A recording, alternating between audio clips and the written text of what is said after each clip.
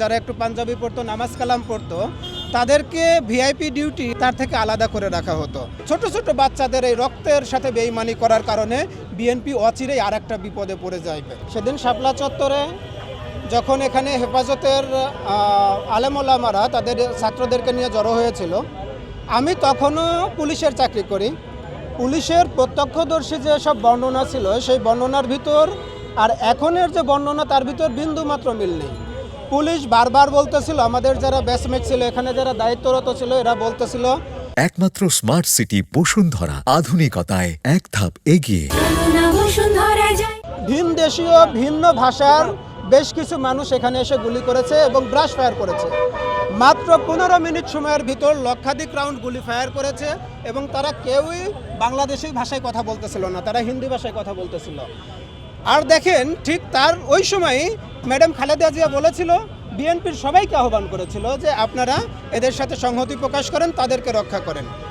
তখন যখন আসে নাই, তার পরবর্তীতে 10 বছর পার হয়ে গেছে, বিএনপির অনেক ক্ষতি হয়েছে।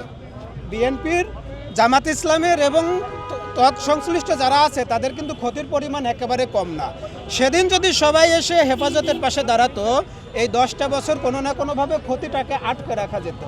এখন যখন বিচারের কথা আসে, জনাব তারেক জিয়া রহমান যদি নিজে এটাকে যদি এই বিচারটার প্রক্রিয়াটাকে সুষ্ঠুভাবে আমাদের সামনে উপস্থাপন না করে এবং যারা এখানে গুলি চালিয়েছিল এবং যে সরকার তাদেরকে আদেশ দিয়েছিল তাদের বিরুদ্ধে যদি ব্যবস্থা না নেয়, আমার মনে হয় যে এই ছোট ছোট বাচ্চাদের এই রক্তের সাথে বেইমানি করার কারণে বিএনপি অচিরেই আর একটা বিপদে পড়ে যাইবে।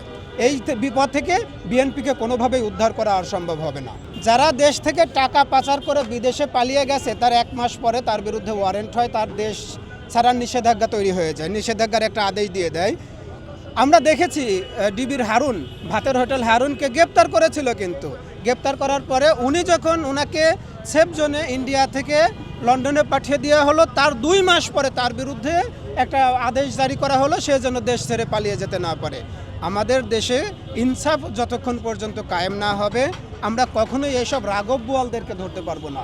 ইনসাফ যেদিন কায়েম হবে, সেদিন আমার যে ধারায় বিচার হবে, এইসব বড় বড় যে রাঘব বোয়াল আছে, এদেরকে সেই ধারায় বিচারের আওতায় আনা যাবে। এই জন্য আমরা চেষ্টা করব আগামী দিনগুলোতে যেন বিচারের নামে প্রহসন কিংবা বিচারের নামে তদবিরবাজি এসব যেন এই বাংলাদেশে আর না থাকে।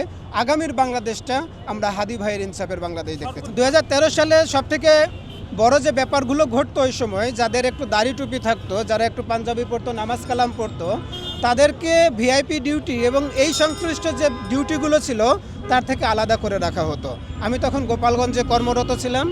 আমরা বারবার আসার চেষ্টা করেছিলাম যে এই ডিউটিটা আমরা যেন কাভার করতে পারি।